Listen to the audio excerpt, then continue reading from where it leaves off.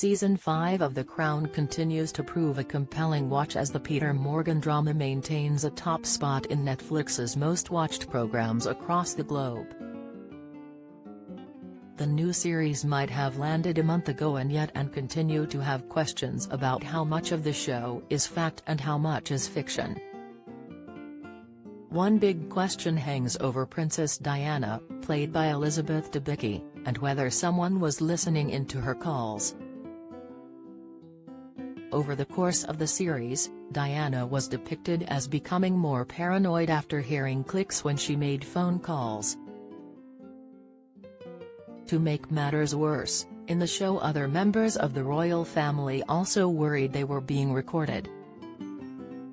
This was very much the case after Prince Charles, Dominic West, and Camilla Parker Bowles, Olivia Williams, were caught out when their intimate Dampongate call made it into the papers.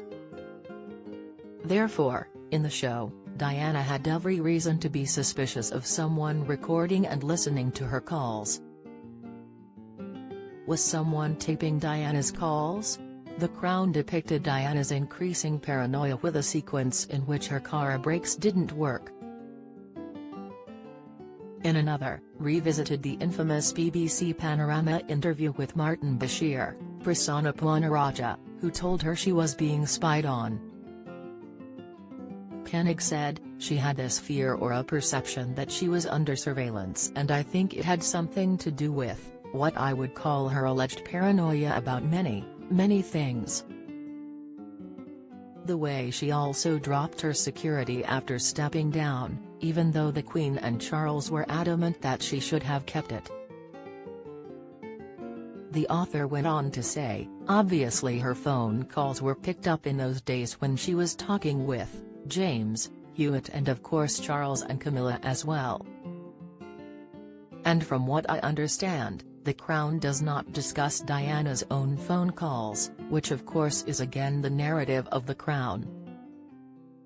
However, Koenig did say the American intelligence organization the National Security Agency did hold 1,056 pages of classified information on Diana, something they disclosed after her death.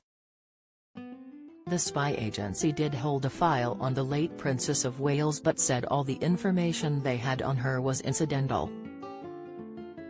The NSA confirmed in 1998 the existence of the file after the Daily Record filed a Freedom of Information request.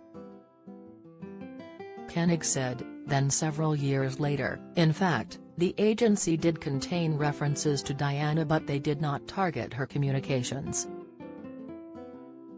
They also acknowledged that they cooperated fully with the investigation into Diana's death. So, they were out as best as they could be and they said it was basically incidental. She was not an intent of theirs for spying but whoever they were checking on, she was caught in the crosshairs. Koenig added, why would the National Security Agency be interested in Diana? But they may have been doing somebody else who had a conversation with Diana or whatever. We don't know. It might be years before we find out those files. The historian concluded, I'm sure the NSA has files on lots of people, who get caught in the crosshairs and they have the file but it's not of importance. In 2006, the NSA denied it had listened into Diana's phone calls on the night she died back in 1997.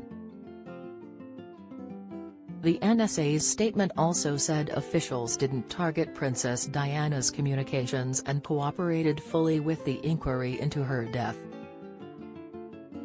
The Crown Season 5 is streaming on Netflix now,